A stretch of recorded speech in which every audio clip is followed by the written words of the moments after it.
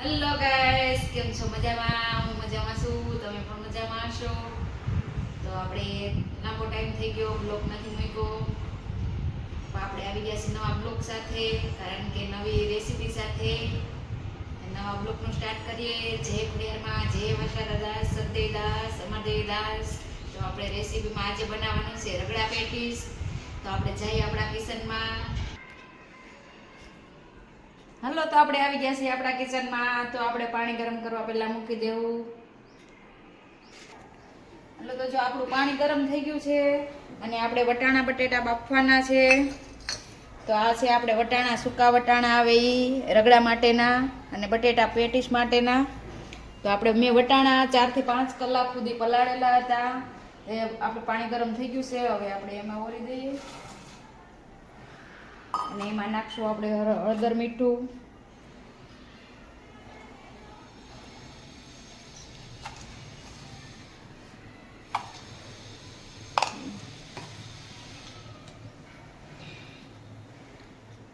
અને હવે આપણે બટેટા પણ નાખી દઈએ. સ્ટોપ. હલો, તો આપણે કુકર મૂક્યું, એને 4 વિસલ વાગી ગઈ, રેડી થઈ ગયું છે. તો આપણે હવે ગેસ બંધ કરીને જોઈ લઈએ આપણું કુકર થઈ ગયું છે કે નહીં. અને આપણે એક સાઈડ આપણે ગોળ આંબલી પણ મૂકી દીધી છે ઉકળવા, ચટણી બનાવવા માટે.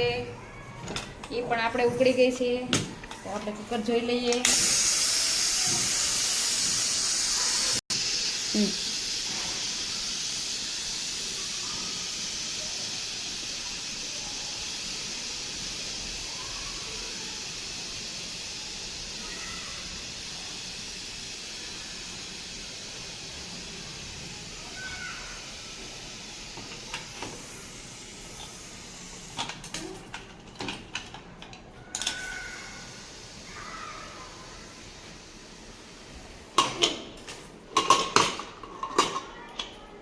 આપણું કુકર રેડી થઈ ગયું છે. બટેટા અને વટાણા બંને બફાઈને રેડી થઈ ગયા છે. જોઈ લઈએ,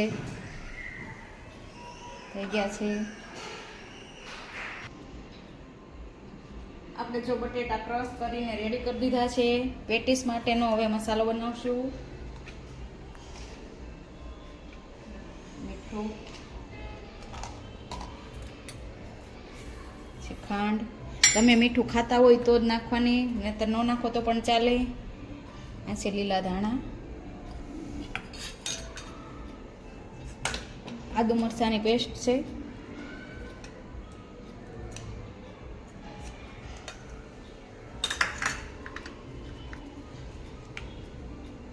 સ્વાદ મુજબ લીંબુ,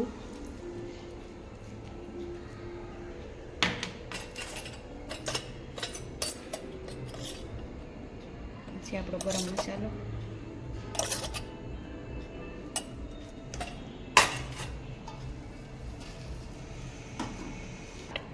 તો આપણે બીજા બધા મસાલા નાખી દીધા છે. અને આ છે ચોખાના પૌવા, જે મેં એને 5 મિનિટ પલાળ્યા છે, એ પણ આપણે નાખશું.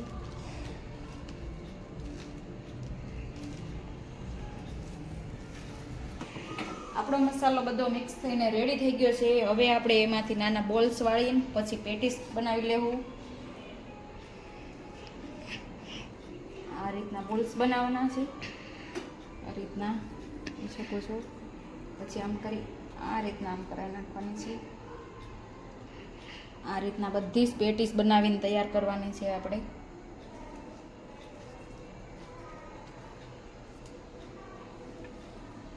આ રીતના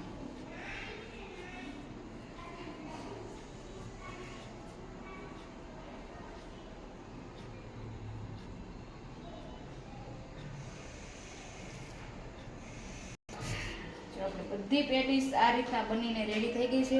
જોઈ શકો છો તમે.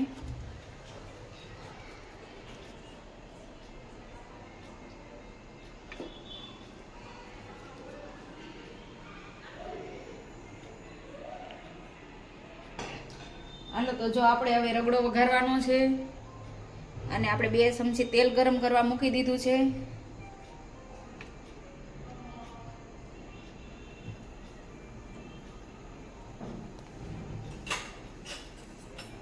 જોઈ લઈએ.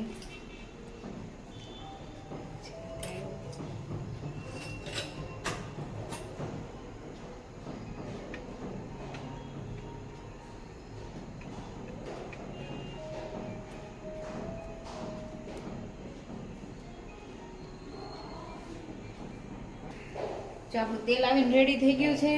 આપણે નાખશું પહેલા જીરું,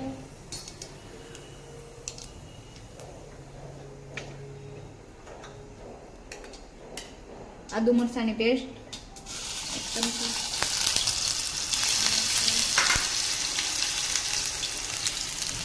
લસણની પેસ્ટ,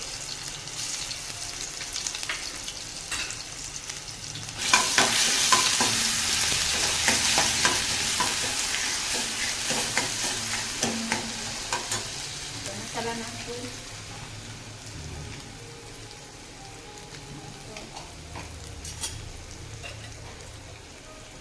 ધાણા જીરું, હળદર, ગરમ મસાલો,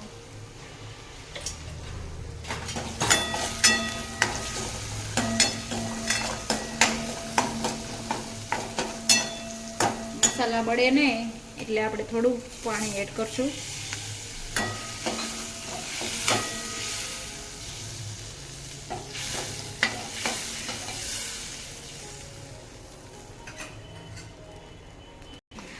આપણે જો મસાલા સળીને રેડી થઈ ગયા છે. હવે આપણે એમાં વટાણા બટેટાને ક્રશ કરી લીધા છે.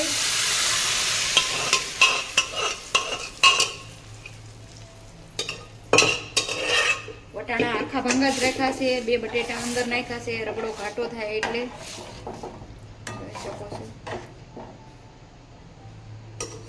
હવે એને આપણે ઘડીક વાર પાકવા દેશું.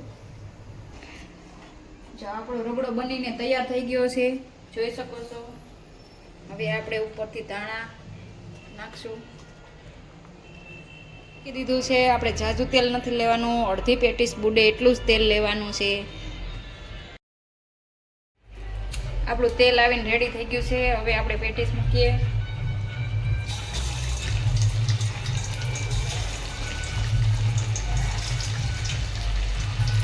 જોઈ શકો છો. ખાસ તેલ નથી આવવા દેવાનું, ધીમા તેલે જ આપણે ફ્રાય કરવાની છે. અને ઉપરથી કવર થઈ જશે ને અંદરથી સરખી ક્રિસ્પી નહીં થાય. પેટીસ તળાઈને રેડી થઈ ગઈ છે, જોઈ શકો છો. આપણે બધી પેટીસ આ રીતના કાઢી લઈશું.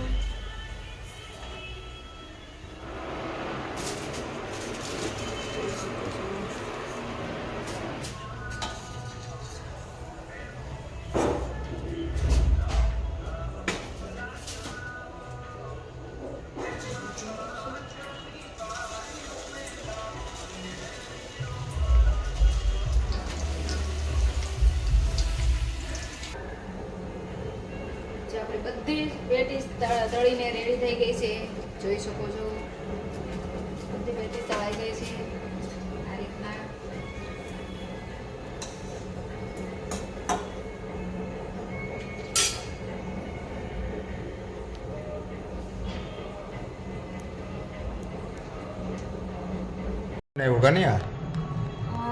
બનાવું છે રગડા પેટીસ.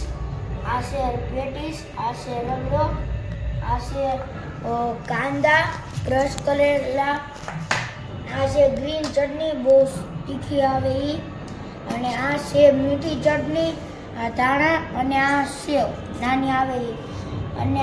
અને ડીશમાં મૂકી માથે ચીના નાખી પછી ધાણા નાખવાના, ધાણા, સેવ, કાંદા અને આ 2 ચટણી નાખવાની.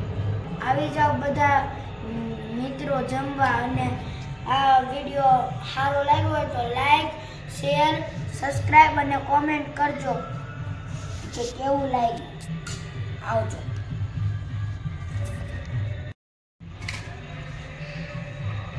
તો મારી મમ્મી જો અમારી બાજુમાં દેવા જવાની છે એ ડીશ તૈયાર કરે છે.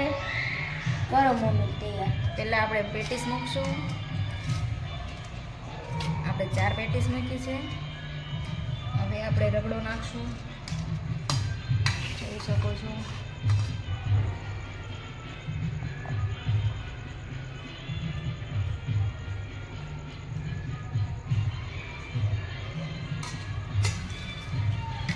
આંબલીની ચટણી છે મીઠી.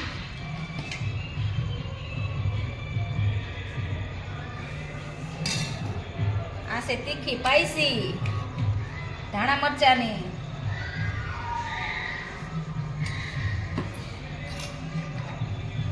કાંદા.